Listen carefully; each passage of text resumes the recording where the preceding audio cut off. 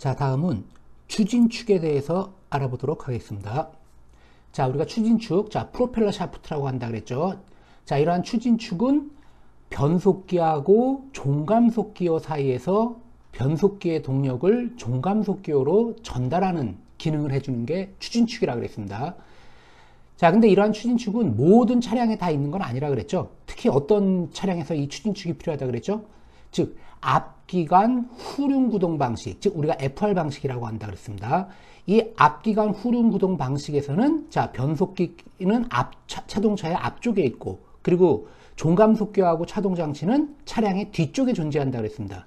즉, 변속기하고 종감속기어 사이의 거리가 굉장히 멀기 때문에 긴 축을 통해 가지고 동력을 전달할 필요가 있다 그랬어요. 자, 이게 바로 추진축이라고 그랬습니다. 자, 그래서 이러한 추진축은 앞기관 후륜구동 방식의 자동차에서 자, 변속기 출력을 종감속 장치에 전달하는 장치, 이게 바로 추진축이라고 할 수가 있습니다. 자, 이러한 추진축은 특히 앞기관 후륜구동 자동차가 요철이 심한 노면을 주행할 경우, 자, 이런 요철이 심한 노면을 주행할 경우에는 자, 진동이 굉장히 크게 발생하겠죠. 자, 그래서 이러한 차륜의 진동 때문에 자, 수시로 추진축의 길이가 변화되고 동시에 변속기 출력축과 종감속 장치 입력축 간의 각도가 변화가 될 수가 있습니다. 자, 예를 들어서 보시면 아래 그림이 이렇게 있어요. 자, 여기가 이제 변속기의 출력축이고, 자, 이쪽이 자, 종감속기어의 입력축이라고 할 수 있습니다. 자, 그러면 자동차가 정지 상태에서 아주 평탄한路面에 이렇게 있을 때는 추진축이 자, 수평으로 이렇게 위치를 하고 있을 겁니다. 자, 근데 이런 차량이 진동이 심한 지역을 주행할 경우에는 어떻게 돼요? 이 차축의 높이가, 높낮이가 변화가 되게 될 겁니다. 진동에 의해서. 자, 그러면 이 추진축이 최초에는 이렇게 수평으로 되어 있던 게 어떻게 돼요? 이렇게 각도 알파만큼 이렇게 기울어지게 될 거예요. 자, 그래서 자, 변속기 출력축과 종감속 장치 입력축 간에 이렇게 각도가 변화가 되게 되고, 자, 그리고 각도가 변화가 되면은 어떻게 돼요? 이게 추진축이 회전을 하는데 각도가 변화가 되면은 회전하는데 어려움이 있겠죠? 그리고 또 어떻게 되죠? 길이가 이렇게 각도가 변화되면은 이 길이 자체도 좀 더 길어지게 될 겁니다. 자, 그래서 이 추진축은 특히 FR 자동차의 추진축은 진동과 각도, 그리고 길이 변화에 대해서도 변속기의 출력을 종감속 장치에 원활하게 전달할 수 있어야 된다는 겁니다. 자, 그래서 이러한 기능을 수행할 수 있도록 자, 추진축은 단순하게 그냥 원형의 축을 그대로 연결하는 게 아니라 자, 추가로 어떤 장치가 필요하게 되겠죠. 자, 그거는 뒷페이지에서 한번 알아보도록 하겠습니다. 자, 그럼 이러한 추진축의 주요 기능에 대해서 한번 살펴볼게요. 자, 추진축은 일단 가장 기본적인 기능은 뭐죠? 변속기에서 나오는 출력을 자, 종감속기어로 전달해줘서 결국 뭐죠? 결국 엔진의 동력을 결국 뭐예요? 타이어까지 전달하기 위한 긴 축이라고 볼 수 있죠. 그래서 변속기에서 종감속 장치로 자, 구동 토크를 전달하는 기능, 이게 추진축의 가장 고유한 기능이라고 할 수가 있습니다. 자, 두 번째로는 자, 각도 변화를 용이하게 해야 된다 그랬어요. 앞에서도 설명했지만 자, 여기 그림을 제가 다시 표현했는데 자, 수평으로 되어 있던 이 추진축이 자, 진동, 요철이 심한 지면을 주행할 때는 자, 차축이 올라갔다 내려갔다 하면서 진동이 발생하면서 자, 추진축의 각도 변화, 즉 알파만큼 이렇게 각도 변화가 발생하게 될 겁니다. 자, 그럼 이런 각도 변화에 대해서도 이 추진축의 회전이 용이해야 돼요. 즉 그래서 각도 변화를 용이하게 해야 된다는 겁니다. 자, 이러한 기능을 수행하는 게 뭐냐면 바로 우리가 자재이음이라고 해요. 우리가 흔히 영어로는 아마 여러분들 유니버설 조인트라고 아마 들어보신 분들도 있을 겁니다. 유니버설 조인트 혹은 자재이음이라고 하는데 이런 장치를 통해 가지고 이러한 각도 변화에 대해서도 우리가 회전력을 원활하게 전달할 수 있게 한다는 겁니다. 자, 그럼 이 자재이음, 즉 유니버설 조인트가 뭐냐면 자, 오른쪽 맨 아래쪽에 자, 그림이 하나가 있죠. 자, 요게 유니버설 조인트예요. 자, 이 축이 지금 어떻게 되어 있냐면은 자, 오른쪽 그림이 이제 유니버설 조인트고 자, 왼쪽에 추진축이 나와 있습니다. 자, 요 유니버설 조인트에 해당하는 게 이 추진축의 자, 요 부분입니다. 요 부분. 그리고 오른쪽에도 또 하나가 이렇게 있죠. 요게 유니버설 조인트라고 보시면 돼요. 이게 변속기의 출력축에 해당하는 부분이 왼쪽에 바로 있을 테고 그다음 종감속기어에 연결되는 부분에도 역시 유니버설 조인트가 이렇게 있어요. 자, 그러면 이 유니버설 조인트는 지금 구조가 어떻게 되어 있습니까? 여기 보면은 십자로 이렇게 되어 있는 자재의 힘이라고 그랬는데, 십자축이 이렇게 있고, 그리고 요 왼쪽 축하고 오른쪽 축이, 즉, 왼쪽 축, 오른쪽 축이 이렇게 따로 이렇게 분리가 되어 있는데, 연결이 어떻게 되어 있냐면은, 이 십자축에 대해서, 요쪽에 있는 축은 요 십자축, 수평으로 된 요 축하고 요 축에 요 구멍에 이렇게 끼어지는 거고, 그리고 오른쪽에 있는 축은 위아래 구멍에다가 이렇게 십자축을 끼워가지고 연결을 하게 되는 겁니다. 자, 그러면 지금 이 추진축, 요 그림 가지고 보시면은 먼저 이 수직으로 이렇게 축이 이렇게 있죠. 십자축에서 수직으로 이루어진 축, 바로 요 축에 해당할 겁니다. 그럼 요 축에 대해서 어떻게 돼요? 이 추진축이 어떻게 됩니까? 요 축을 중심으로 자, 화면을 나오고 들어가는 방향으로 이렇게 회전을 할 수가 있습니다. 자, 그리고 또 그 다음엔 요 수평축, 바로 요 축이죠. 요 축을 중심으로 해서 이 추진축이 이렇게 위아래로 이렇게 회전을 할 수가 있어요. 자, 따라서 이러한 유니버설 조인트, 즉 자재임이라고 했는데, 이 장치를 이용해 가지고 이렇게 차량이 진동을 발생하면서, 자, 타이어의 위치가 이렇게 바뀐다 그랬는데, 차체의 위치, 추진축이 이렇게 각도 변화가 되더라도 여기 어떻게 돼 있는 거죠? 여기 유니버설 조인트가 있는 거죠. 회전이 되더라도 이렇게 자유롭게 회전을 할 수 있다는 겁니다. 물론 이 화면을 기준으로 안쪽하고 바깥쪽으로도 역시 회전을 할 수 있겠죠. 자, 그래서 이러한 자재이음, 즉 유니버설 조인트를 이용해 가지고 자, 추진축의 각도 변화에 대해서 또 원활하게 동력을 전달할 수 있도록 한다고 할 수 있습니다. 자, 그리고 또 하나는 자, 각도 변화를 원활하게 할 수 있는 기능이 있다 그랬는데, 이 유니버설 조인트로 해서 자, 근데 이게 각도가 변하면 어떻게 되죠?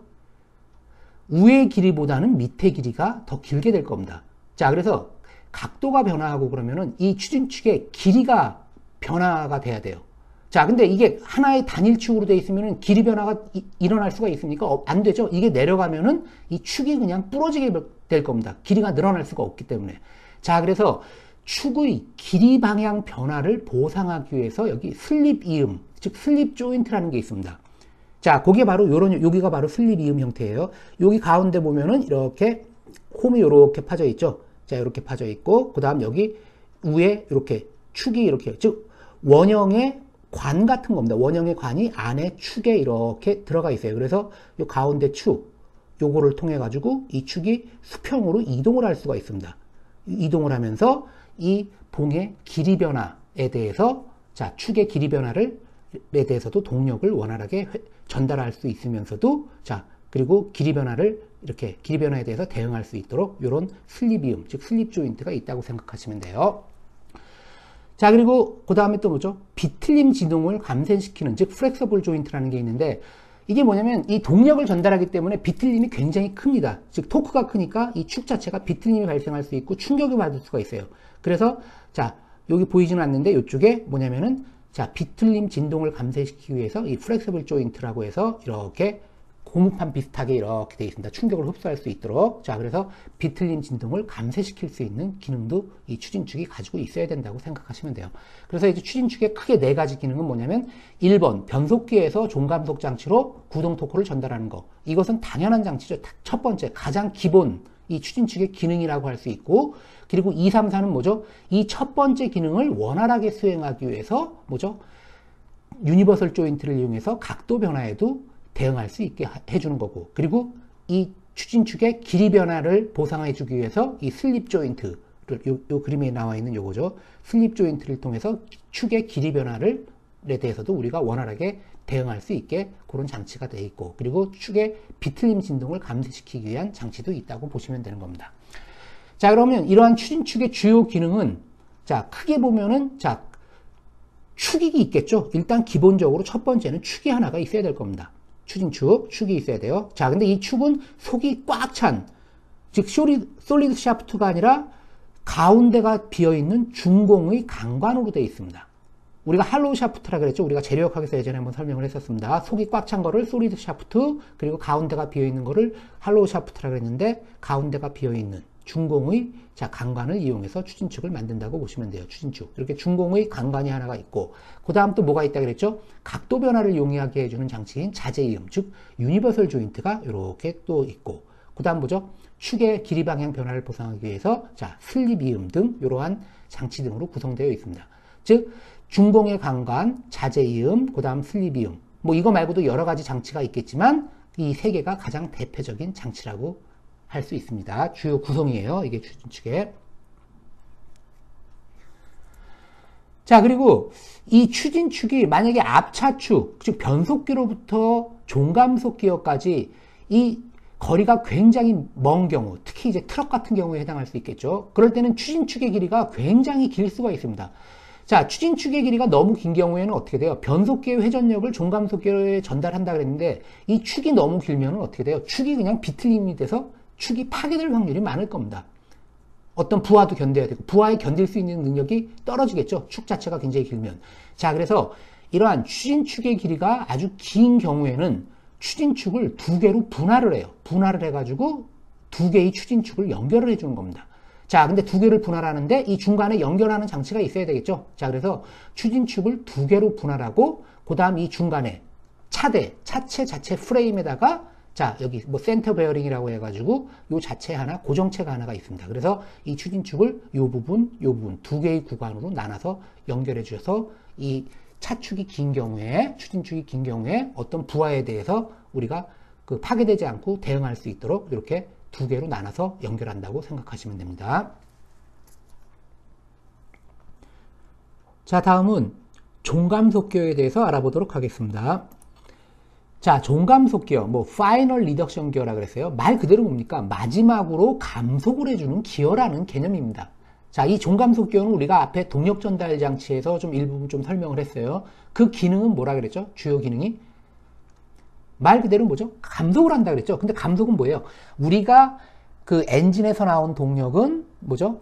클러치를 거쳐서 변속기, 그 다음 변속기에서는 각 단수별로 다른 기어를 연결해 줌으로써 우리가 변속기에서 각 단수에 대해서 이미 감속을 한번 해준다 그랬습니다. 자, 그러면 변속기에서 나오는 모든 단수에 대해서 동력은 한번 감속이 된 상태로 나오는데 그 감속된 그 회전력 혹은 회전수를 어떻게 한다 그랬죠? 종감속기어에서 최종적으로 한 번 더 감속을 해주는 게 종감속기어의 역할이라고 한다 그랬습니다. 자, 즉 변속기에서 나오는 동력을 종감속기어에서 마지막으로 한 번 더 감속을 해주는 역할, 그게 바로 종감속기어라고 한다 그랬어요. 자, 그래서 일반적으로 종감속기어는 차동장치와 통합된 단일 시스템으로 이루어진다 그랬어요. 자, 우리가 동력전달장치에서도 나타났지만, 자, 추진축을 거쳐서 나온 게 어떻게 돼 있죠? 종감속기어로 이렇게 연결이 되고, 그리고 이 종감속기어는, 자, 차동장치, 즉 뭐죠? 좌우 차축의 회전수를 조절해주는 장치가 차동장치라 그랬는데, 이 종감속기어는 차동장치하고 같이 같은 일체형으로 구성이 되어 있다는 겁니다. 자, 그래서 종감속 장치는 차동장치와 통합된 단일 시스템으로 이루어져 있고, 그리고 기관의 설치 위치, 즉 이 종감속기어가 앞에 있느냐, 차량의 앞쪽에 있느냐, 뒤쪽에 있느냐, 혹은 차륜의 구동 방식, 앞바퀴 구동이냐, 뒷바퀴 구동이냐, 그 방식에 따라서 이 종감속기어의 구조는 달라진다고 할 수 있습니다. 자, 먼저 그러면 일단 종감속 장치의 기능에 대해서 한번 보겠습니다. 뭐 여기 제가 1, 2, 3 이렇게 해놨지만 사실 이거 말고도 뭐 여러 가지 기능이 있겠죠. 여기서 이제 가장 대표적인 기능만 여기다 나열을 해놨습니다. 자, 첫 번째 기능은 뭐죠? 이 첫 번째가 바로 종감속기어의 바로 뭐예요? 고유한 기능, 가장 중요한 기능이라고 할 수 있겠죠. 자, 구동 토크를 증가시키는 역할을 해주는 게 종감속 장치의 첫 번째 기능이라고 할 수 있어요. 구동 토크를 증가시키려면 어떻게 하면 되죠? 감속비를 증가시켜서 회전수를 감소시키면 토크는 증가한다 그랬죠. 자, 그래서 구동 토크를 증가시키는 기능, 이게 바로 종감속 장치의 첫 번째 기능이라고 할 수 있습니다. 즉, 변속기로부터 추진축을 통해 전달된 구동 토크를 종감속기어에서 어떻게 돼요? 감속을 통해서 구동 토크를 증가해주는 역할, 이게 바로 종감속기어의 첫 번째 기능이라고 할 수 있고, 자, 두 번째는 뭐죠? 자, 토크하고 반대죠. 회전 속도를 감소시키는 겁니다. 물론 회전 속도를 감소를 해야 위에 있는 토크가 증가가 되겠죠. 자, 그래서 회전 속도의 감소 기능. 자, 그래서 변속기 출력축 회전 속도를 종감속 장치의 고정 감속비에 의해서 감속시킨다 그랬어요. 반대로 이거는 뭐죠? 회전 속도를 감소시키면 구동 토크는 증가된다 그랬죠. 그래서 회전 속도의 감소는 구동 토크 증가율에 반비례한다 그랬어요. 그 이유는 뭐죠? 우리가 동력, 파워라 그랬죠. 파워 P는 토크 곱하기 각속도라 그랬습니다. 즉, 각속도가 감소하면, 즉 감속비를 증가해서 각속도를 감소시키면은 당연히 토크는 증가하겠죠. 즉 동력 P는 T 오메가라 그랬는데 결국 토크하고 오메가의 곱은 항상 일정하다는 겁니다. 즉 오메가를 감소시키면 토크가 증가하는 그런 형태로 나타난다고 보시면 돼요.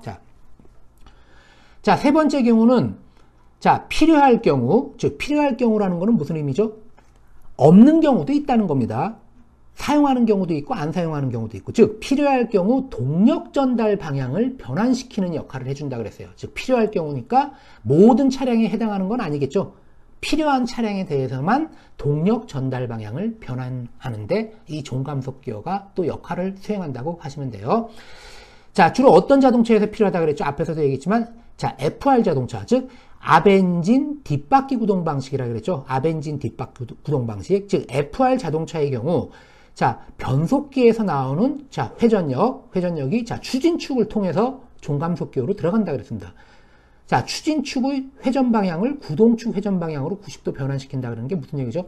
자, 여기서 변속기를 거쳐서 추진축이 쭉 나와요. 그럼 이 축이 이렇게 있으니까 축은 어때요? 이 축을 중심으로 회전 운동을 이렇게 하겠죠. 자, 근데 추진축을 나온 거는 결국 어떻게 돼요? 최종적으로는 종감속 기어를 거쳐서 차동 장치를 걸려서 뒷차축의 동력이 전달이 될 겁니다. 자, 추진축의 방향은, 추진축은 이렇게 수평으로 되어 있고, 그리고 뭐죠? 구동축은 이거의 직각 방향으로 되어 있어요. 그러면 추진축의 회전 방향을 구동축의 회전 방향, 즉 90도 회전 방향을 바꿔줘야 되겠죠. 자, 그래서 이 종감속 기어는 즉 앞 엔진 뒷바퀴 구동 자동차의 경우 추진축의 회전 방향을 구동축의 회전 방향으로 90도 변환시켜주는 역할을 또 수행할 수도 있다는 겁니다. 자, 이거는 어떤 원리로 수행한다 그랬죠? 즉 베벨 기어를 통해서 회전 방향을 90도 변환한다 그랬습니다. 즉 하나는 기어가 이렇게 돼 있고 또 하나는 요게 요 방향으로 이렇게, 자, 이렇게 직각으로 서로 이렇게 맞물리게 돼 있는 게 베벨 기어라고 했습니다. 그래서 베벨 기어를 통해 회전 방향을 90도 변환하는 역할을 해주는 겁니다.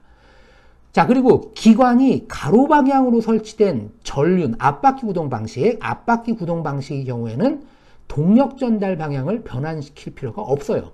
그럴 때는 그냥 감속 기능만 수행하신다고 생각하시면 돼요.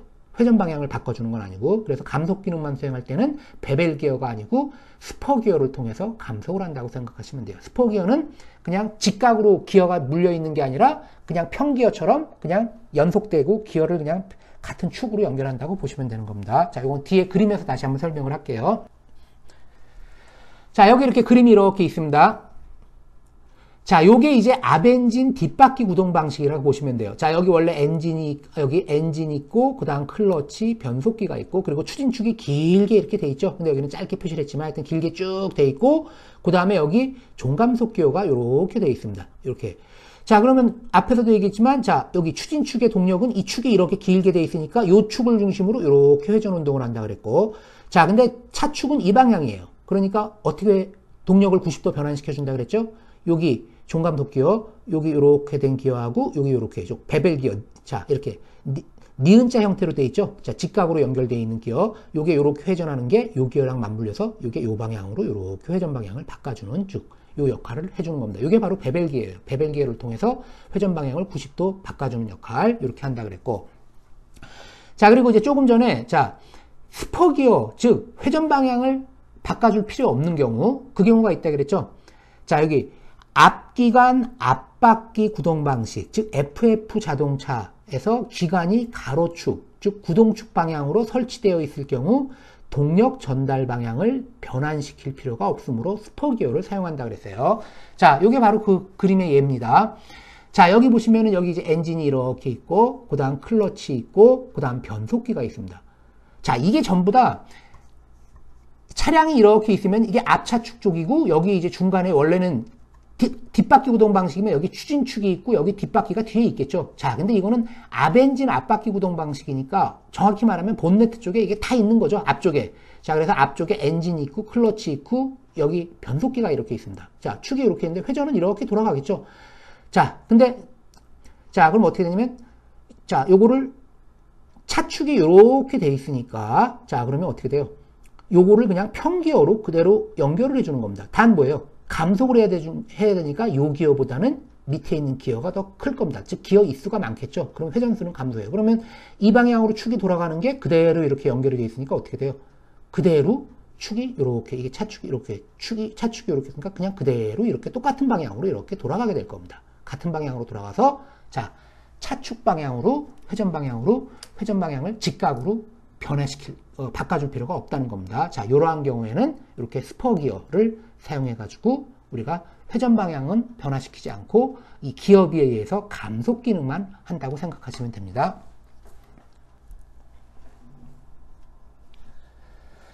자, 그리고 이제 종감속비를 크게 해야 할 필요가 있을 경우에는 2단 종감속 기어를 이용한다 그랬어요. 자, 우리가 앞에서 변속기에서 일단 각 기어 단수별로 한번 변속기에서 감속을 해준다 그랬습니다. 자, 감속을 해줘요. 자, 그리고 감속을 해준 거를 최종적으로 종감속 기어에서 한 번 더 감속을 해준다 그랬어요. 자, 근데 만약에 어떤 뭐 상용차, 대형차라든가 이런 거 굉장히 큰 힘을 필요한 차는 감속비가 굉장히 커져야 될 겁니다. 자, 근데 감속비가 커지려면 결국 어떻게 되죠? 기어를 작은 기어를 큰 기어하고 물려주면 돼요. 자, 그러면 감속비를 크게 하려면 기어를 굉장히 크게 해줘야 되는 겁니다. 그럼 굉장히 어떻게 돼요? 기어 자체가 커지고 기어도 무거워지겠죠. 그래서 좀 설치하는데 공간상의 문제도 있고 애로점이 많습니다. 자, 그래서 이 종감속비를 크게 해야 할 필요가 있을 경우에는 2단 종감속 기어를 사용한다는 거예요. 주로 이런 거는 대형 상용차라든가 중장비 또는 농용 차량 등 이렇게 이 속도보다는 큰 힘을 필요하는 그런 차량에 이렇게 2단 종감속 기어를 이렇게 사용하는 경우가 있습니다. 자, 2단 종감속 기어 얘가 여기 그림에 이렇게 나와 있죠. 자, 여기 그림을 보시면은 자, 이쪽에 원래 엔진이 있고 클러치가 있고 변속기가 있고 그 다음에 여기 추진축으로 이렇게 들어오는 겁니다. 그리고 여기 종감속 기어가 이렇게 있어요. 자, 종감속 기어가 있으면은 요게 기어가 큰 걸 물렸으니까 일단 여기서 감속을 하겠죠. 이렇게 돌아가니까 이쪽 축이 이렇게 돼 있는 게 이렇게 회전하던 게 요 축 방향으로 회전 방향을 일단 바꿔줬어요. 바꿔주면서 또 어떻게 하죠? 감속까지 이렇게 해줬습니다. 기어가 큰 걸 물려서. 자, 이쪽으로 이렇게 돌아가요. 근데 지금 요 기어비 가지고서 감속을 한번 해줬는데 이거 가지고서는 감속비를 만족할 수가 없다는 겁니다. 그럼 뭐예요? 한 번 더 감속을 또 한 번 해주겠다는 거예요. 자, 그러면 요 기어 돌아가는 축에다가 요 같은 동일한 축에다가 조금 작은 기어를 이렇게 이 축에다가 그대로 고정을 시켜서 연결을 해요. 그 다음에 여기 자, 축 하나가 또 하나가 있습니다. 여기 다시 큰 기어를 한번 다시 물려요. 그럼 뭐죠? 여기서 요 기어 큰 기어로 연결을 하니까 여기서 감속을 또 한 번 해주는 겁니다. 자, 그래서 그러면 차축은 어디에 걸리냐? 원래 기존에 종감속 기어가 하나로 되어 있는 경우에는 여기에 차축이 걸려 있는 건데 여기는 한번 여기서 종감속 기어가 한번 감속을 해주고 여기 2단 종감속 기어죠. 한번 여기서 또 감속을 해줘요. 그럼 차축이 여기에 걸리는 겁니다. 그럼 결국 여기서 일단 한번 1차적으로 감속을 해주고 이게 1차 종감속 기어가 되겠죠. 그 다음 요게 2차 종감속 기어 여기서 또 한번 감속을 해줘서 차축을 여기다 연결을 하면은 자, 기존의 1단으로 된 종감속 기어보다 훨씬 더 큰 감속비를 얻을 수 있다는 겁니다. 자, 그리고 여기서 중요한 건 뭐냐면 자, 여기 종감속 기어가 첫 번째 여기는 뭐죠? 베벨 기어를 사용해서 여기서 회전 방향을 자, 어떻게 됐어요? 90도로 한번 바꿔줬죠. 이쪽 방향으로. 이쪽 축이 이렇게 된 걸 이쪽 축 방향으로 회전 방향을 한번 바꿔줬어요. 자, 그럼 바꿔줬으면은 자, 이건 그 다음엔 바꿀 필요가 없겠죠. 그래서 여기서는 베벨 기어가 아니고 스포 기어죠. 평 기어를 이용해가지고 그냥 여기서 그냥 방향은 안 바꿔주고 이렇게 뭐죠? 감속만 이렇게 추가로 해줬다고 생각하시면 되는 겁니다. 자, 그래서 2단 종감속 기어 원리는 이렇게 된다고 보시면 돼요. 물론 이게 경우에 따라서는 뭐예요? 뭐 3단, 4단, 5단, 6단 무한히 이렇게 계속 감속할 수도 있겠죠. 근데 그럴 필요는 없겠죠. 차체가 점점 커져야 되니까. 그래서 2단 종감속 기어는 이렇게 많이 사용을 합니다. 자, 그리고 이제 그다음 여기 보시면은 자, 여기 뭐 엑셀 감속 장치라고 되어 있는데 자, 요런 경우도 있습니다.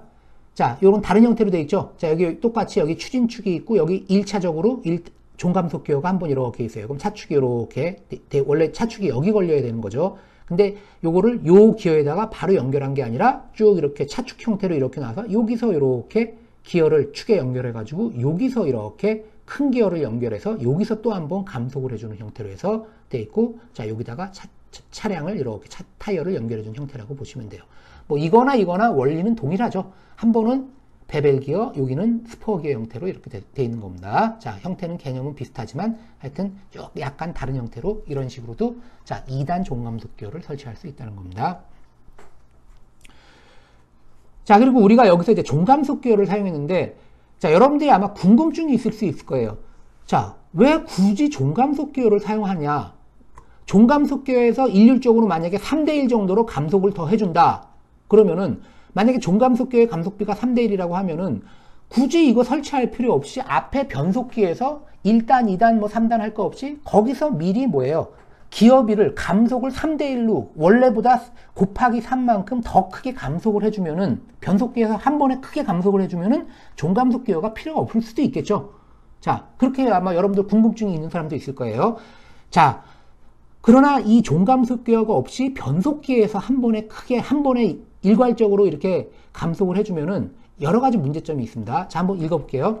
자, 종감속 기어를 사용하지 않고 변속기만으로 큰 감속비를 얻기 위해서는 자, 변속기의 기어비를 매우 크게 해야 된다는 겁니다. 즉 다시 말해서 종감속 기어를 사용 안 하고 변속기만으로서 아주 크게 감속을 해주려면은 그 종감속 기어의 기어비에 해당하는 것만큼 변속기에 그 물리는 기어가 커져야 된다는 겁니다. 즉 종감속 기어가 만약에 원래가 기어비가 3인데 그 종감속 기어를 사용하지 않고 변속기에서 그 3배, 기존 변속기보다 3배의 감속을 더해주려고 하면은 예를 들어서 기어 1단에서 기어가 만약에 물린 기어가 만약에 30cm다. 예를 들어서 30cm예요. 근데 종감속 기어에서 한번 그거를 뭐 감속비가 3배다 하면 한 번 더 감속을 해주는데 그거를 감속을 종감속 기어가 없다고 하면 이 30cm 직경의 기어가 어떻게 돼야 된다는 거예요? 90cm가 돼야 된다는 뜻입니다. 자, 그러면 변속기가 어떻게 돼요? 무지하게 커져야 되는 거죠. 차체도 그럼 높아져야 되고. 자, 그래서 종감속 기어를 사용하지 않으면은 변속기의 기어비를 매우 크게 해야 되므로 자, 즉 변속기의 기어 직경이 굉장히 커져야 되는, 즉 증대돼야 되는 문제점이 있다는 겁니다. 자, 그래서 그러면 결국 변속기가 너무 커져요. 차량은 조그만데 변속기가 굉장히 커지겠죠. 자, 그럼 문제가 생기고, 그리고 또 뭐예요? 변속기가 커진다는 거는, 즉 기어가 커진다는 거는 변속기가 무거워지겠죠, 당연히. 그럼 결국 뭐예요? 무거워지고, 그럼 결국 뭐예요? 차량의 성능도 떨어지게 될 겁니다. 하여튼 변속기가 굉장히 무거워져서 적용하기가 어렵게 될 겁니다. 그리고 변속기의 직경이 커지고, 변속기에 있는 기어죠. 변속기에 있는 기어의 직경이 커지고, 기어의 무게가 커지면은 또 어떤 문제가 발생하냐면은 회전 관성이 크게 되어 가속 성능이 떨어진다 그랬어요. 우리가 그 앞에서 뭐 가속 성능 뭐 이런 거 설명을 했었어요. 회전체 상당 질량이란 말이 있었죠. 우리가 속도를 증가시키려면은 악셀레이터를 밟아요. 그러면 예를 들어서 뭐 변속기가 뭐 500rpm으로 돌던 게 악셀을 밟으면은 뭐 1000rpm, 2000rpm으로 변속기의 회전 속도가 증가하게 될 겁니다. 물론 그 전에 엔진의 회전 속도는 먼저 증가하겠죠. 자, 변속기의 회전 속도를 증가시키려면은 기어를 빨리 돌려야 되는데, 자, 기어의 직경이 커지면 무게가 무거워진다 그랬죠. 그럼 어떻게 되죠? 그 기어를 돌리는 그 관성력이 크게 돼야 된다는 겁니다. 자, 그래서 회전 관성이 크게 되기 때문에 가속 성능이 떨어지는 단점도 발생할 수 있다는 겁니다.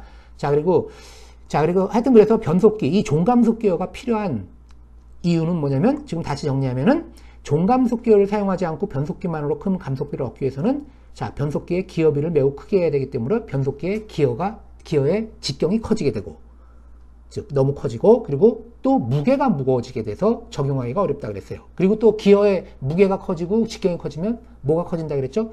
회전 관성이 크게 되기 때문에 가속 성능이 떨어진다는 겁니다. 가속 성능이 떨어진다는 거는 그뿐만 아니라 뭐죠? 연비도 떨어지는 그런 불이익을, 즉 마이너스 효과가 있다고 생각하시면 돼요.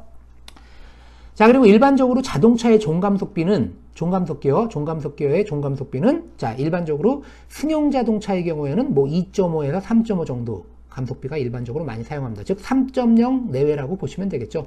그리고 화물 자동차는 좀 더 큰 힘을 필요하겠죠. 그렇기 때문에 3.5에서 6.5 정도의 감속비를 사용한다고 보시면 됩니다. 물론 이 범위 밖에 있는 것도 있겠죠. 그러나 일반적으로는 이 범위 내에서 많이 사용한다고 생각하시면 돼요. 자, 다음은 차동장치에 대해서 알아보도록 하겠습니다. 자, 차동장치는 차량이 즉 조향을 하는 거죠. 차량이 선회하거나 혹은 좌우 차륜에 작용하는 구름저항의 크기가 다를 때 구동차 축의 속도비를 자동적으로 조절해주는 장치라고 할 수 있습니다. 즉 구동 차축의 속도비를 자동적으로 조절해 주는 장치는 결국 뭐죠? 타이어가 선회할 때 안쪽 바퀴하고 바깥쪽 바퀴, 즉 두 개의 바퀴는 어때요? 회전 반경이 틀리니까 바깥쪽 바퀴는 이동 거리가 더 많게 될 겁니다. 즉 그럴 때 바깥쪽 바퀴는 안쪽 바퀴보다 더 빨리 돌아야 되는데, 이 차동 장치의 역할이 바로 안쪽 바퀴하고 바깥쪽 바퀴의 속도비를 다르게 임의적으로 조절해 주는 장치예요. 즉 바깥쪽 바퀴는 좀 더 빨리 돌게 하고 안쪽 바퀴는 좀 천천히 돌게 해가지고 타이어가 미끄러지는 것을 방지해 주는 장치라고 할 수 있습니다. 자, 그래서 이러한 차동 장치는 자동차가 선회할 때 양쪽 바퀴가 미끄러지지 않고 원활히 회전하려면 바깥쪽 바퀴가 안쪽 바퀴보다 더 많이 회전을 해야 된다 그랬습니다. 자, 그래서 이러한 역할을 해주는 장치고, 또는 요철 노면, 즉 타이어가 주행을 하는데 노면이 평탄하지가 않고 이렇게 굴곡이 있을 경우는 어떻게 돼요?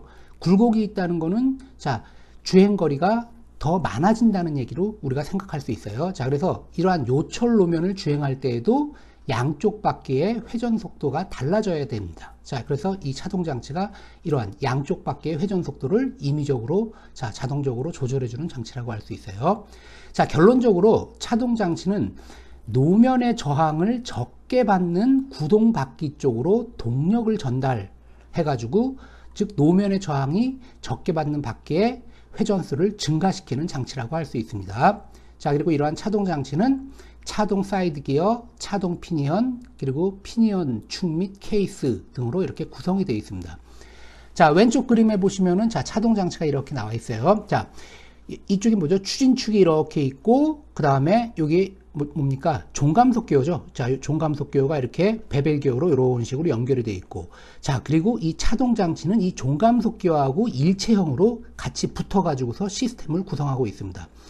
자, 이럴 때 이 차동 장치 구성이 어떻게 된다 그랬죠? 차동 사이드 기어, 즉 이렇게 종감속 기어랑 이렇게 붙어 있는데, 자, 여기 기어가 이렇게 있습니다. 기어가 지금 베벨 기어 형태로 이렇게 물려 있죠. 자, 이렇게 총 4개가 있어요. 이렇게 마주보게 2개가 있고, 또 이쪽에 또 마주보도록 기어가 이렇게 2개가 있습니다. 자, 이럴 때 요 왼쪽하고 오른쪽에 이렇게 마주보면서 있는 거, 요걸 우리가 차동 사이드 기어라고 합니다. 이 차동 사이드 기어는 이 차축하고 연결이 되어 있어요. 그리고 이 차동 사이드 기어는 왼쪽에 있는 거는 왼쪽 차축이랑 연결이 되어 있고, 오른쪽에 있는 이 사이드 기어는 오른쪽 차축하고 연결이 되어 있습니다. 자, 그래서 이게 차동 사이드 기어고, 자, 그 다음에 차동 피니언이라고 있다 그랬죠? 차동 피니언은 바로 요걸 얘기하는 겁니다. 자, 요쪽에 있는 이 파란색으로 표시한 위아래에 이렇게 있는 기어, 요게 바로 차동 피니언 기어가 될 테고, 자, 그 다음 피니언 축 및 케이스라고 되어 있는데, 자, 요 피니언이 요 케이스에 이렇게 붙어 있습니다. 요 파란색, 요 기어가 요 케이스에 이렇게 붙어 있어요. 그래서 이렇게 피니언 축 및 케이스로 이렇게 구성이 되어 있다고 보시면 돼요. 자, 그래서 다시 한번 보시면은 차동 사이드 기어가 이렇게 왼쪽 오른쪽 이렇게 한 세트로 차동 사이드 기어, 그리고 위아래에 있는 기어가 차동 피니언 기어, 그리고 이 차동 피니언 기어는 이 종감속 기어에 있는 이 프레임에 이렇게 부착이 되어 있습니다. 부착이 되어 있고, 사실 여기 그림에는 안 나와 있지만 요 가운데 이렇게 피니언 축이 이렇게 달려 있습니다. 그래서 이 피니언 축을 중심으로 요게 회전할 수 있다고 생각하시면 돼요. 요 피니언 기어가. 자, 그럼 이런 차동 기어의 원리에 대해서 한번 알아보도록 하겠습니다. 자, 이 차동 장치, 즉 차동 기어는 렉과 피니언의 원리를 이용하게 됩니다. 자, 여기 이제 그림이 이렇게 있습니다. 그림이 왼쪽 그림, 오른쪽 그림이 이렇게 있는데, 자, 그 차동 장치를 우리가 렉 피니언 시스템으로 해서 유사하게 이렇게 표시한 그림이라고 보시면 돼요. 그리고 왼쪽에 있는 그림은 이 차량이 직진할 때에 해당하는 거고, 오른쪽에 있는 그림은 자동차가 선회할 때에 해당한다고 보시면 됩니다. 자, 먼저, 이 차동 기어에서 보면은, 렉 피니언 시스템으로 되어 있다 그랬죠. 첫 번째로 양쪽을 렉 위에다가 동일한 무게를 올려놓고 핸들을 들어 올리면 피니언에 걸리는 저항이 같아져서 피니언이 자전을 하지 못하므로, 즉 피니언이 회전을 못한다는 거예요. 자전을 하지 못하므로 양쪽 렉과 함께 들어 올려진다 그랬어요. 즉 자동차가 직진할 때라 그랬죠. 자, 한번 그림을 한번 보시겠습니다. 자, 여기 보시면은 양쪽에 이렇게 보통 렉 기어 시스템이 뭐냐면, 렉은 하나는 이렇게 수평으로 기어가 이렇게 달려 있고, 그리고 피니언 기어가 이렇게 수평 기어에 이렇게 이렇게 연결되어 있다고 생각을 하시면 돼요. 자, 그럼 양쪽에 이렇게 렉 기어가 이렇게 있고 그 가운데에 피니언 기어가 이렇게 있습니다. 자, 이때 렉 기어, 왼쪽 렉 기어하고 오른쪽 렉 기어에 자, 무게추를 이렇게 올려놨어요. 올려놨다고 가정을 하겠습니다. 그때 자, 무게추, 하중의 무게는 A하고 B가 같아요. 자, 이러한 상태에서 우리가 이 가운데 피니언 기어가 이렇게 있죠. 피니언 기어의 축에다가 자, 이렇게 바를 하나를 연결해 가지고 피니언 기어를 자, 이렇게 위로 들어 올렸습니다. 즉, 요 위치에서 C만큼 이렇게 들어 올렸어요. 원래 피니언 기어는 아래쪽에 있겠죠. 아래쪽에서 자, C만큼 이렇게 피니언 기어를 들어 올렸습니다. 자, 그러면은 이 왼쪽에 있는 렉과 오른쪽에 있는 렉은 어때요? 무게가 양쪽이 같다 그랬죠. 자, 그러면 이 피니언 기어를 이렇게 가운데 동그란 피니언 기어를 들어 올리면은 왼쪽에 있는 렉 기어하고 오른쪽에 있는 렉 기어가 무게가 같으니까 결국 어때요? 이 피니언 기어의 왼쪽, 위에서 아래로 렉 기어가 아래로 이렇게 힘을 이렇게 하중을 가해줄 테고 왼쪽 렉 기어 부분에 피니언 기어, 그리고 오른쪽 렉도 역시 피니언 기어의 오른쪽 부분에서 W라는 힘으로 아래로 잡아당기게 될 겁니다. 자, 그럼 이제 여기서 이 피니언 기어를 위로 잡아당기면은 양쪽의 무게가 같으니까 이 피니언 기어는 회전을 못해요. 회전을 하지 않고 그대로 렉 기어를 그대로 이렇게 위로 들어 올리게 될 겁니다. 자, 이때 우리가 피니언 기어를 위로 C만큼 들어 올렸으면은 이 렉 기어도 역시 C만큼 그대로 위로 올라가게 될 거예요. 즉, 다시 말해서 이 피니언 기어가 올라간 높이 C하고 렉 기어가 올라간 길이 A, B는 전부 다 같게 될 겁니다. 요게 자동차의 직진에 해당한다고 생각하시면 돼요. 그리고 이 왼쪽 렉 기어는 차축의 왼쪽 축, 그리고 오른쪽 렉 기어는 차축의 오른쪽 렉 기어에 연결되어 있다고 생각을 하시면 되는 겁니다. 자, 그럼 이제 두 번째 오른쪽 그림을 한번 볼게요. 자, 이번에는 두 번째 기어는 어떻게 한다 그랬죠? 왼쪽에 있는 렉 A의 무게를 가볍게 하고 피니언을 들어 올리면 자, 렉 A를 들어 올리는 방향으로 피니언이 자전, 즉 시계 방향으로 회전을 하게 된다는 겁니다. 자전을 하며 양쪽 렉이 올라간 거리를 합하면 피니언이 들어올린 거리의 2배가 된다 그랬어요. 그리고 이거는 자동차가 선회할 때에 해당된다고 보시면 되는 겁니다. 자, 여기 그림을 보시면은 자, 아까 왼쪽 그림에서는 렉 A하고 렉 B가 무게가 렉 기어 두 개가 무게가 같았기 때문에 이거를 들어 올리면은 이 잡아당기는 이 기어 왼쪽하고 오른쪽에서 아래쪽으로 잡아당기는 힘이 평형을 이루기 때문에 이 피니언 기어는 회전을 안 하고 그대로 올라간다 그랬습니다. 그러면서 렉 기어 두 개도 이 피니언 기어가 올라간 것만큼 밑에서 이렇게 똑같은 높이만큼 올라간다 그랬어요. 자, 근데 이렇게 왼쪽에 있는 렉의 무게를 만약에 줄였어요. 즉, 무게가 A보다는 B가 더 크다고 생각하시면 됩니다. 이걸 들어 올리면 어떻게 되겠죠? 들어 올리면은 이 피니언 기어 아래쪽으로 잡아당기는 힘이 뭐죠? 이 렉의 무게가 될 거예요. 즉, 왼쪽 렉에 있는 무게가 아래쪽으로 잡아당기는 힘하고 오른쪽 렉에 있는 무게가 아래쪽으로 잡아당기는 힘, 어느 게 더 크죠? 오른쪽 렉 기어가 이 피니언 오른쪽에서 잡아당기는 힘이 더 무겁게 될 겁니다. 자, 그럼 이러한 상태에서 우리가 가운데에 있는 피니언 기어를 이렇게 들어 올리면은 자, 이쪽은 잡아당기는 힘이 크고 이쪽은 잡아당기는 힘이 부하가 적게 걸리니까 결국 어떻게 돼요? 이걸 들어 올리면은 렉은 이 상태에서 이 면에서요. 이쪽으로 잡아당기는 힘이 적으니까 얘는 이렇게 시계 방향으로 돌아가게 될 겁니다. 이쪽으로 당기는 힘이 크니까 아래쪽으로 오른쪽에서 자, 그러면 이 렉이 이 피니언 기어가 회전을 하니까 여기를 굴러서 자, 올라가게 될 겁니다. 쭉 올라가면서 여기까지 이렇게 자, 이렇게 올라가게 돼요. 자, 그래서 이 피니언 기어를 위로 C만큼 들어 올릴 때 결국 이 렉 기어 오른쪽에 있는 렉 기어는 무게가 무겁기 때문에 자, 올라가질 않고 얘가 가운데 있는 피니언 기어가 여기서 회전을 하면서 이렇게 올라가게 될 겁니다. 자, 그러면 왼쪽에 있는 렉 기어는 어떻게 될 것 같아요? 얘가 회전을 하니까 어떻게 되죠? 아까 렉 기어는 여기 중간 정도에 있었는데 얘가 회전을 하면서 얘가 돌아요. 돌면은 어떻게 되죠? 이 왼쪽 렉 기어 기준에서 보면은 이 피니언 기어는 여길 돌면서 아래로 내려가게 되는 형태가 될 겁니다. 즉, 위치가 이 중간 위치에서 아래쪽으로 이렇게 바뀌게 돼요. 자, 그러면서 이게 들어 올리면서 뭐죠? 왼쪽 렉 기어는 오른쪽으로 올라가게 됩니다. 자, 그러면 결국 이 왼쪽 렉 기어 A가 올라간 거리는 결국 이 피니언 기어를 위로 아까 C만큼 들어 올렸다 그랬는데 C만큼 들어 올린 거에 2배만큼 올라가게 된다는 겁니다. 왜?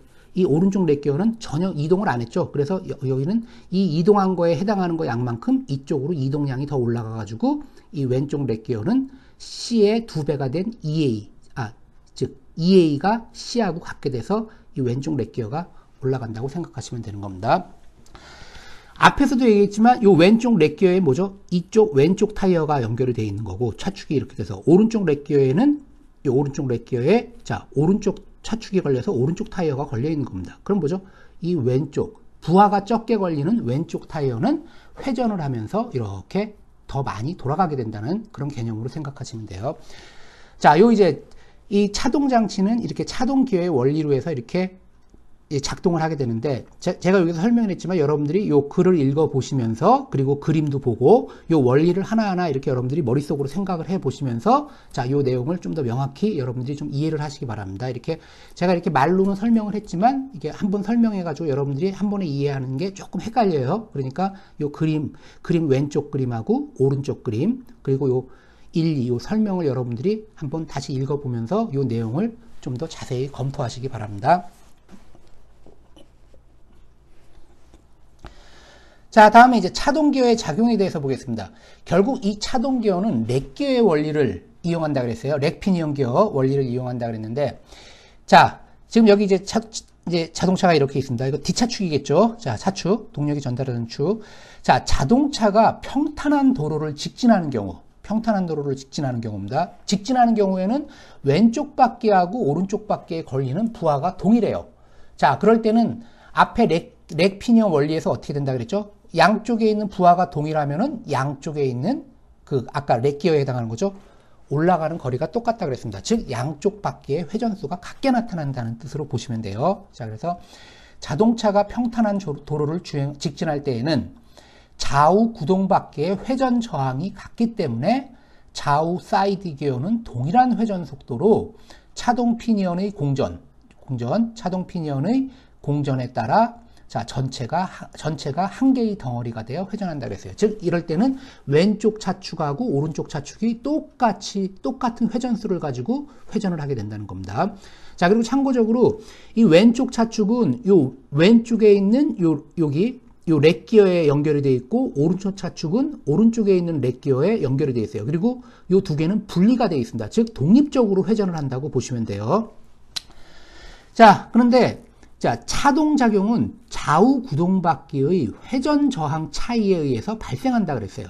즉, 바퀴가 통과하는 노면의 길이에 따라 회전하므로 곡선도로를 선회할 때는 어떻게 된다 그랬죠? 회전 반경이 어떻게 돼요? 바깥쪽 바퀴의 회전 반경이 더 크니까 바깥쪽 바퀴는 더 빨리 돌아야 된다고 그랬습니다. 자, 그래서 곡선도로를 선회할 때는 안쪽 바퀴는 바깥쪽 바퀴보다 저항이 증대되어 회전 속도가 감소하며 그 분량만큼 바깥쪽 바퀴를 가속시킨다 그랬어요. 자, 이 말이 의미하는 건 뭐냐면, 자, 우리가 이렇게 선회를 한다 그러면 지금 이 그림을 한번 보겠습니다. 그 전에 아까 직진에 대해서 먼저 한번 볼게요. 자, 아까 1번 맨 위에 있는 얘기입니다. 직진. 자, 아까 차동장치가 그림이 이렇게 있는데 요 그림을 여기 다시 그린 게 요거예요. 조금 더 쉽게 좀 설명한 그림입니다.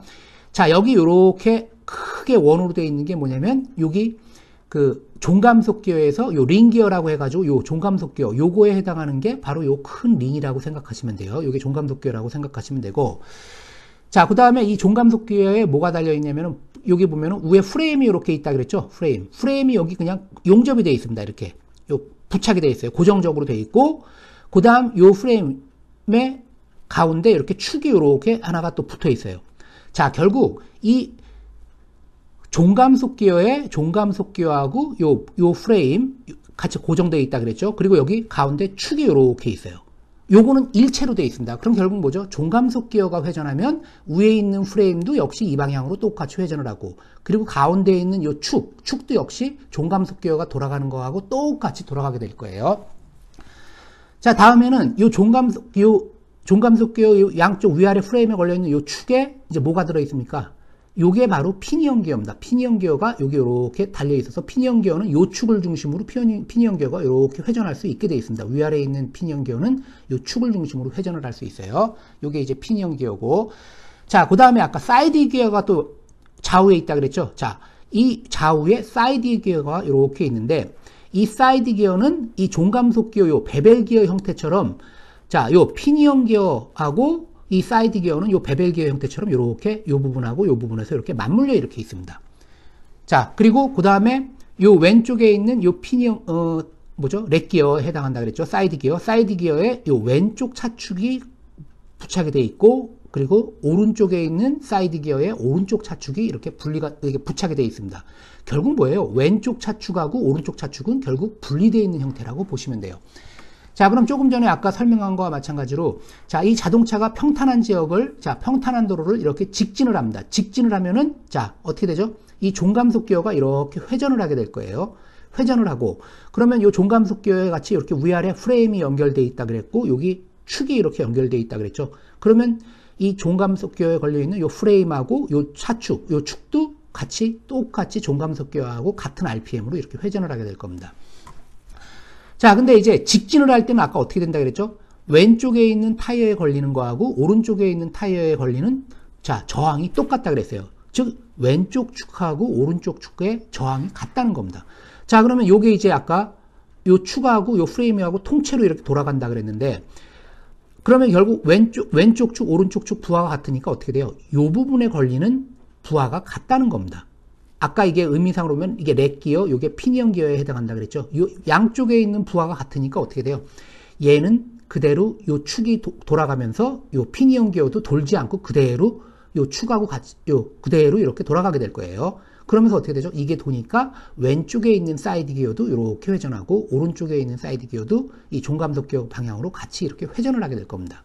근데 좌우의 부하가 같으니까 왼쪽 사이드 기어, 오른쪽 사이드 기어는 동일한 속도로 돌아가게 될 거예요. 자, 그래서 이 직진 주행 시에는 왼쪽 축하고 오른쪽 축이 동일한 회전 속도로 돌아가면서 직진을 계속 유지한다고 보시면 돼요. 자, 이제 두 번째 요 말에 아까 대한 설명인데, 자, 이번에는 이 자동차가 지금 이렇게 우회전을 하고 있습니다. 오른쪽으로 선회를 하고 있어요. 자, 선회를 하면 어떻게 된다 그랬죠? 안쪽 바퀴는 요만큼 굴러가지만 바깥쪽 바퀴는 어떻게 돼요? 더 많이 굴러가야 된다 그랬죠? 즉, 바깥쪽 바퀴는 그 얘기는 결국 더 빨리 굴러가야 된다는 뜻이에요. 자, 그러면 이제 빨리 굴러가게 해주는 장치를 바로 차동 장치가 해준다 그랬는데, 자, 여기서 보면은 어떤 말이 있었냐면은, 자, 곡선도로를 선회할 때 안쪽 바퀴는 바깥쪽 바퀴보다 저항이 증대된다 그랬어요. 즉, 선회를 할 때 회전 반경이 작은 요 안쪽 바퀴는 바깥쪽 바퀴보다 부하가 커요. 저항이 크고, 결국 뭐예요? 바깥쪽 바퀴가 저항이 작다는 거죠. 자, 그러면 바깥쪽 바퀴가 왜 저항이 작을 것 같아요? 한번 원리를 한번 따져보세요. 여러분들이 한번 잠깐 생각을 해보시면은, 자, 지금 이 차량이 선회를 하면서 오른쪽으로 이렇게 돌고 있습니다. 자, 도는데, 돌면은 만약에 똑같이 회전을 한다 그러면은, 바깥쪽 바퀴는 당연히 어떻게 돼요? 지면 밑에서 이 타이어가 어떻게 돼요? 원래 회전에 의해서 굴러가는 것보다 더 많이 굴러가야 되니까 바깥쪽 바퀴는 밑에서 지면, 도로에서 얘는 끌려가게 될 겁니다. 즉, 바깥쪽 바퀴는 끌려가게 될 거예요. 어느 정도. 왜? 회전 길이가 더 크니까, 즉 주행거리가 크기 때문에 이 바깥쪽 바퀴는 타이어가 끌려가게 될 겁니다.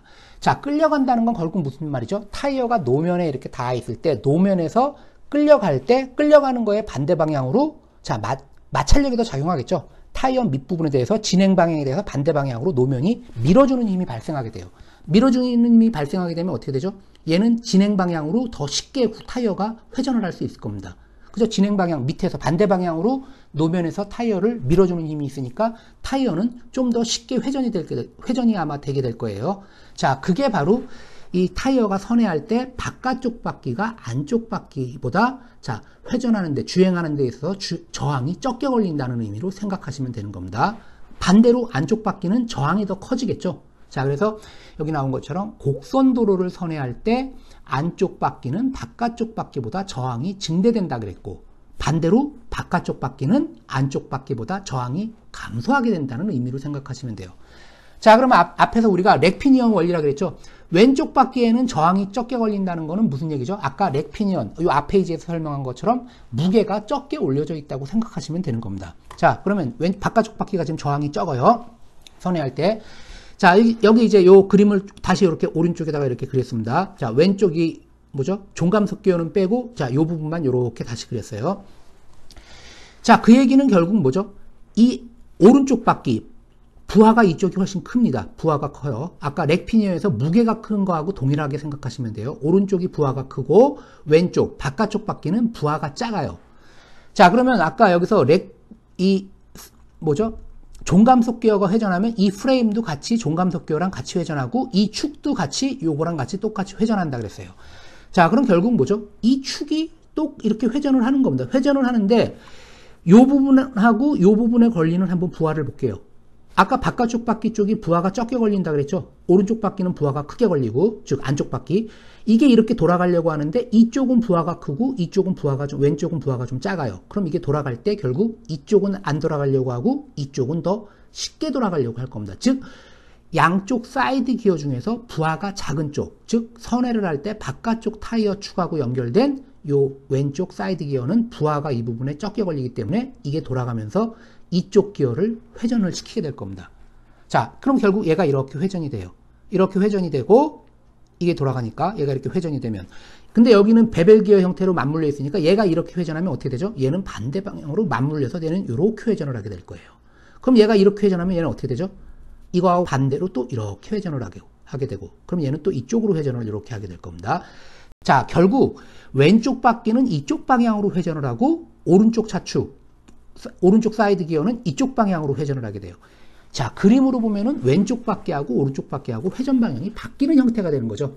자, 근데 여기서는 이제 이 원리를 설명하기 위해서 얘는 이쪽으로 회전하고 얘는 반대 방향으로 회전한다고 설명했지만 사실은 이게 반대 방향 개념은 아니고 이게 진행을 하면서 이 왼쪽에 있는 사이드 기어가 더 빨리 돈다고 생각하시면 돼요. 이 반대 방향으로 회전한다는 개념은 아니고 이건 뭐냐면 상대 속도가 회전 속도에 대한 상대 속도가 이렇게 발생한다는 개념으로 생각하시면 되는 겁니다. 자, 그래서 이 바깥쪽 바퀴는 부하가 적게 걸리기 때문에 요게 요 축이 돌아갈 때 자, 이쪽은 쉽게 회전이 되고 이쪽은 회전이 잘 안 된다는 의미로 생각을 하시면 돼요. 그러면 결국 얘는 이 방향으로 돌고 얘는 반대로 돌고 이렇게 돌고 이런 식으로 돈다고 생각하시면 됩니다.